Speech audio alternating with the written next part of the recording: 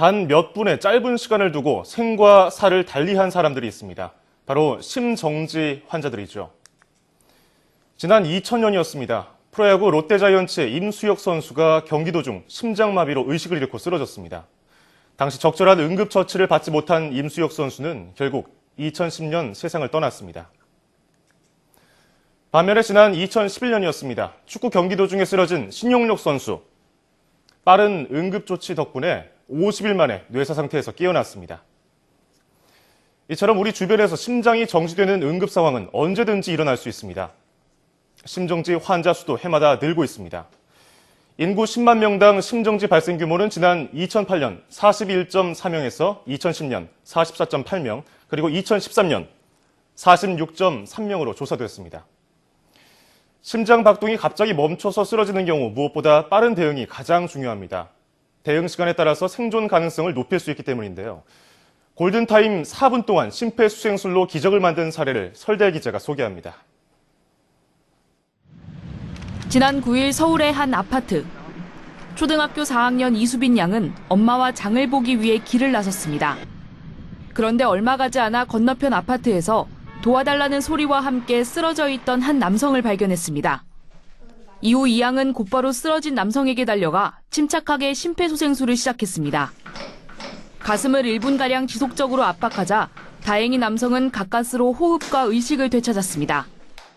엄마하고 쓰러지신 분의 가족분하고 기도를 열어주시고 제가 그때 압박을 했어요, 가슴 압박을.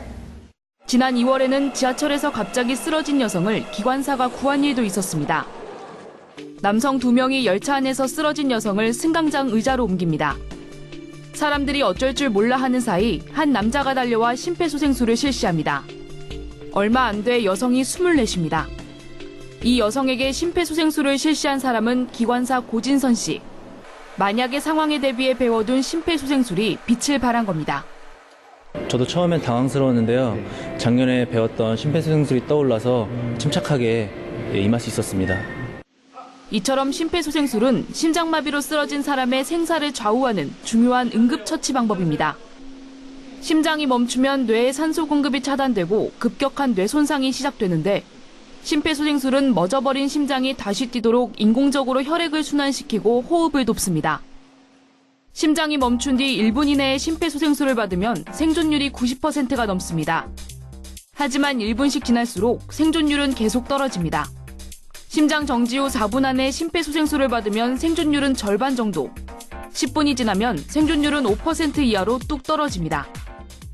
심정지 환자에서 3분 내지 5분 이내에 심폐소생술을 하게 되면 그만큼 그 환자의 소생술이 높아지게 되는데 그만큼 심폐소생술이 중요하다고 생각됩니다. 4분의 기적으로 불리는 심폐소생술. 생사의 갈림길에 선 이들의 생명을 살려내는 희망의 빛이 되고 있습니다. YTN 사이언스 설다입니다.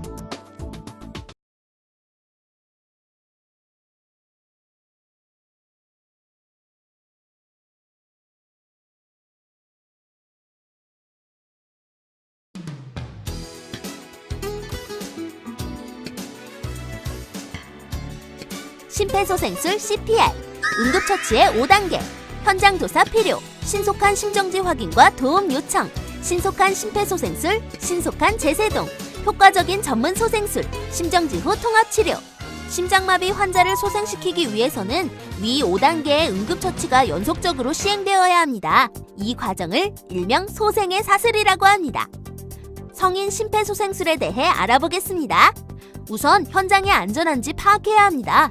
먼저 환자의 양쪽 어깨를 가볍게 두드리며 큰 소리로 "여보세요, 괜찮으세요?" 라고 소리친다. 환자의 몸 움직임, 눈 깜빡임, 대답 등으로 반응을 확인하고 동시에 숨을 쉬는지 또는 비정상적인 호흡 패턴을 보이는지 관찰한다. 반응이 없더라도 움직임이 있거나 호흡을 할 경우는 심정지 상태가 아니다. 환자의 반응이 없으면 즉시 큰 소리로 주변 사람에게 도움을 요청한다. 특히 119 신고를 부탁할 땐 한 사람의 특정인을 콕 찍어서 도움을 요청해야 한다. 주변에 아무도 없는 경우에는 즉시 119에 신고한다. 만약 주위에 자동 제세동기가 비치되어 있다면 주위 사람에게 자동 제세동기를 가져다 줄 것을 요청한다. 인공호흡에 자신 없는 경우 가슴 압박만 실시하는 것만으로도 환자의 생존율을 높일 수 있다.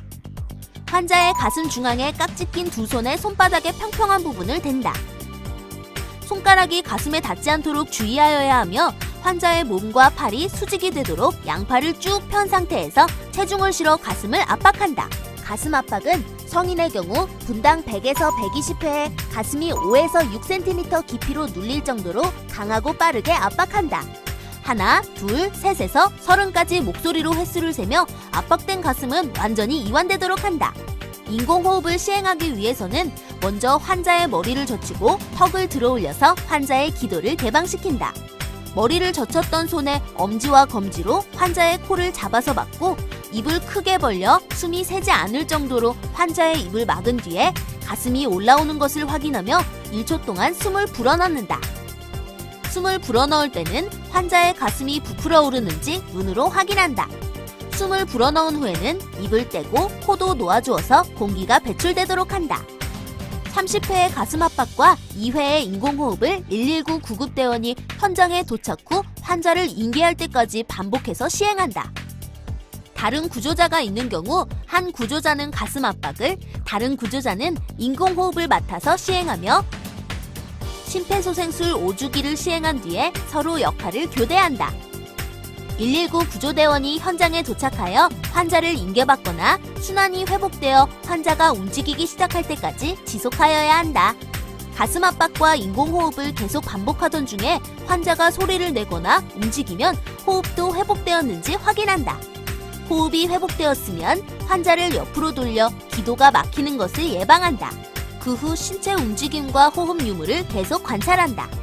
환자의 반응과 정상적인 호흡이 없어지면 심정지가 재발한 것이므로 가슴 압박과 인공호흡을 다시 시작한다. 잘 배우셨나요? 심폐소생술을 교육받은 적이 없거나 받았더라도 자신이 없는 경우, 혹은 인공호흡에 대한 거부감을 가지고 있는 경우에는 인공호흡을 하지 않고 가슴 압박만 실시해도 아무 행동도 하지 않는 경우보다는 심정지 환자의 생존율을 높일 수 있다는 점 잊지 마세요.